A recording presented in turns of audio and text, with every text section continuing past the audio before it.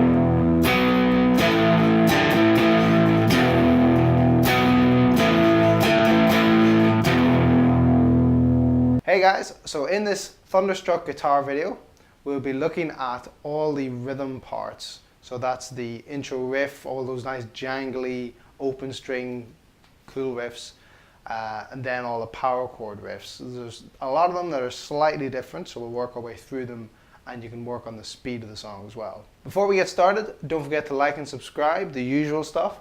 And if you've enjoyed this video and you want to see more, please click the link below in the description to take you to our website where you'll see a write-up of this song and all other videos that we've done along with countless others for free. That's right, absolutely free. So let's get started then. We are in the key of B major, although major keys and minor keys don't seem to matter much to ACDC. They do their own thing and they kind of mix and meld the two of them, and there's no different here. So the very first thing you hear is this really cool open string guitar arpeggio riff. That's quite a long description. It's this one. Really iconic within the rock world and really cool idea. I was blown away when I first heard this. I thought, what is going on there? How is he doing that? And really it's actually so simple. So this is a B major arpeggio that he's doing just on the B string. So he's using the open B string, the fourth fret, and the 7th fret. So he goes open B string, 4, open, 7, open. And it's just that repeated. And when you play it slowly, it sounds a bit boring, but when you speed it up. So the technique to play that is pull-offs on your left hand. Open, hammer on and pull off. There's two ways, okay? So if you go really strong left hand grip, you can just pluck the string once and let your left hand do the rest. That's just hammer-ons and pull-offs. But if you can't quite get that strength, you can just pick every note that you fret, so the 4 and the 7. And really, it's just a case of coordination and building that speed up, but there's nothing more to it. It's really simple. So start nice and slowly, just getting that rhythm going.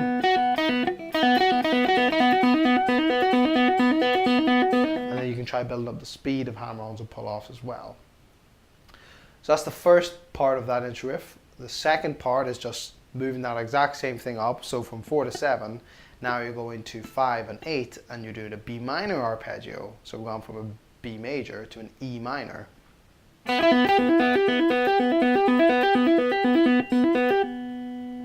So you can try practicing the speed of that nice and slowly.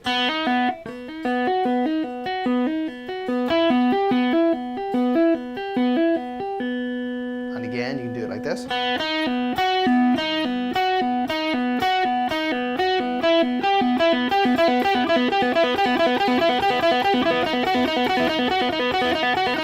That's very impressive sounding, but it's not actually that hard to do once you get going with it. Okay guys, so now we move into what is the main riff of the song. It's this nice, cool descending mixolydian line, again using the same techniques as the intro riff, just all on the B string, hammer-ons and pull-offs, and a lot of legato to get those notes moving quickly. So it starts off on the open string, then to the 12th fret, then open and then 10. So I'll try and break this down as much as I can because it's tricky to remember the order of all these. Open 12, open 10, open 9, open 10, open 9. So 12, 10, 9, 10, 9. To make it easier, there's an open string in between each of all these notes. So it's a little bit easier that way to kind of think about it and formulate it.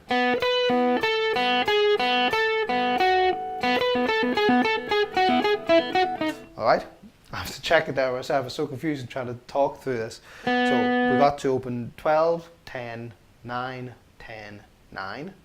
And then it's 7, 9, 5, 7, 4, 5. So slowly, see if you can wrap your heads around this one. 12, open, 10, 9, 10, 9, 7, 9, 5, 9, 4, 5. Sorry, I said some of the numbers wrong there. We'll try that one again. 12, 10, 9, 10, 9, 7, 9, 5, 7, 4, 5. And then repeat.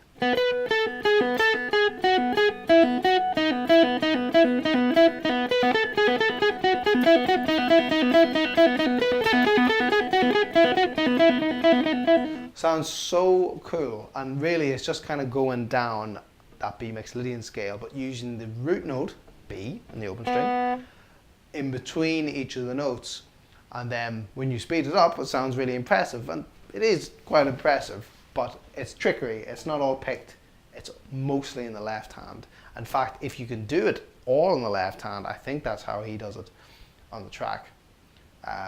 So there you go, there's the mystery of that opening riff. Really awesome. There's that sorted for you, finally. Alright, so that plays throughout pretty much all the verse, but also along that there's another guitar part that does this little funky thing.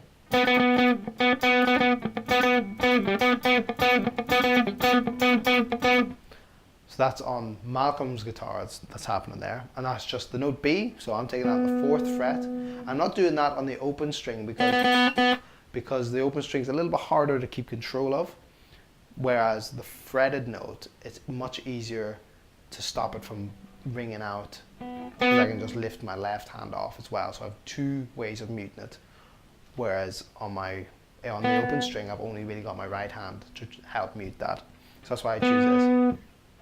So the rhythm is,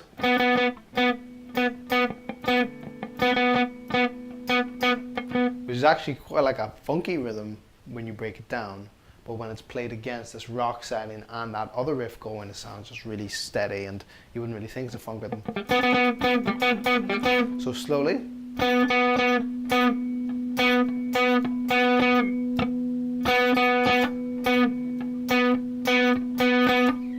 Try and get that going, and of course then speed it up to match the speed of it.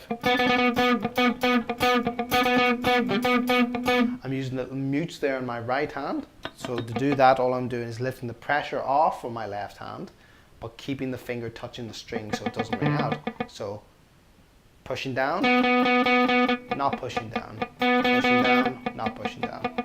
That's how you do those little funky mutes at speed. So it's kind of like a two-part riff. There's two things going on there that come together to formulate that riff. So those parts for the verse. Now comes the tricky, slightly different riffs every time there's a pre-chorus. So actually none of these riffs really repeat apart from the full chorus riff.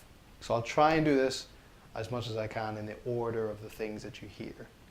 So it's like a double verse, as in the verse is essentially twice as long as it is at every other iteration of the song. In between it, there's just a B power chord, nice and simple. Take that home all day. But really the first riff you hear is on the line, the sound of the drums. So I think this is a bit of a pre-chorus. That's what I'm going to call it anyway. Sound of the drums, and this riff comes in.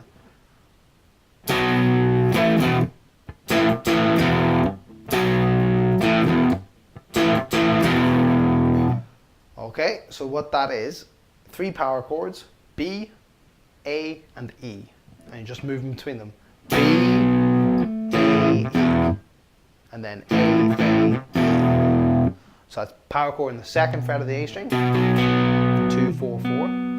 Open A power chord, so 0, 2, 2. And then E power chord is 0, 2, 2. Put on the strings down. So slowly.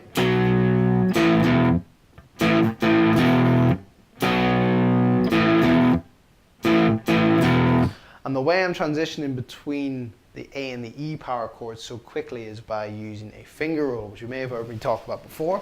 So I'll bring this close and show you. Here's my B power chord. You can either play it with 3 fingers or just bar with your pinky. You want to get the octave in though, because it just fills it out more, makes it sound a bit stronger. Then the A power chord. I'm going from A to E, just rolling it over.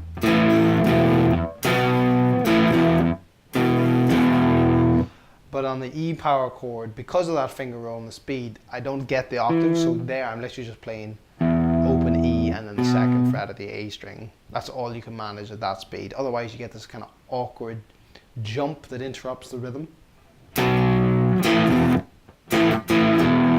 And it just repeats there 4 times, and that is the first pre-chorus riff. So then the next thing you hear, now if I remember rightly from my poor song structure, is the 2nd pre-chorus riff.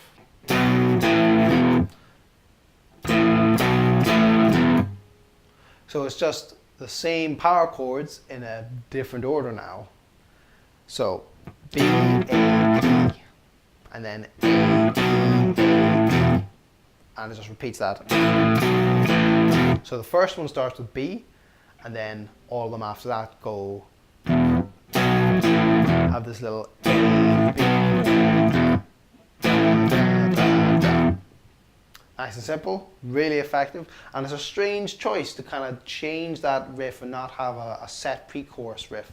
It's a cool idea, although it makes trying to teach the thing a bit more unnecessarily difficult. So the next thing we hear is the chorus riff. This is probably one of the only riffs that stays the same throughout the thing. This is really cool.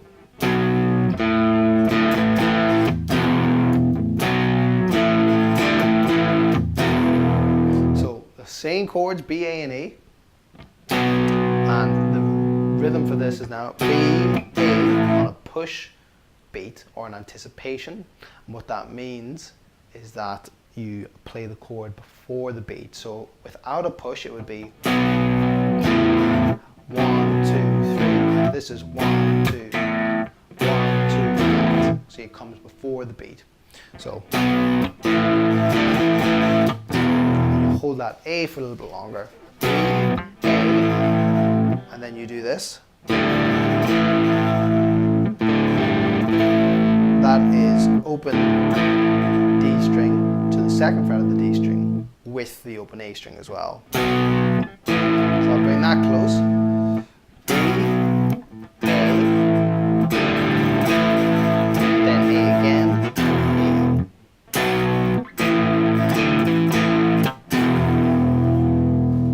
And that is the pre-chorus riff. Super simple, really effective again.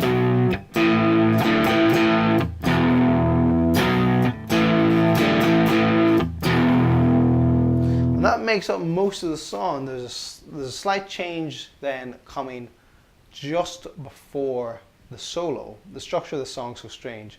So the solo goes,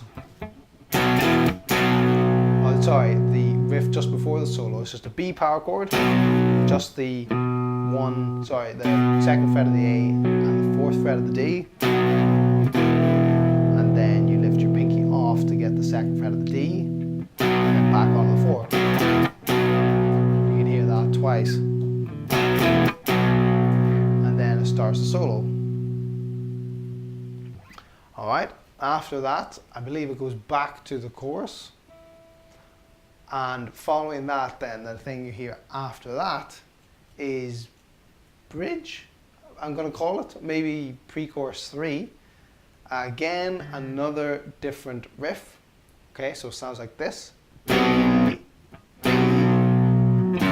F sharp, you do a little bend on that, so that's the second fret of the E string. Then the E, and this is really just B and E.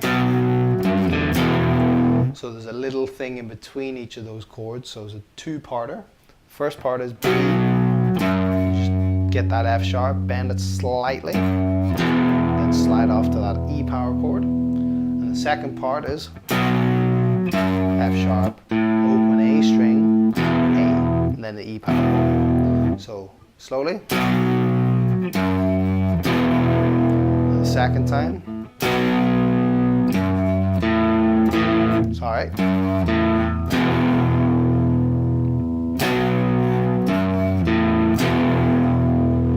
And that just loops again around that section.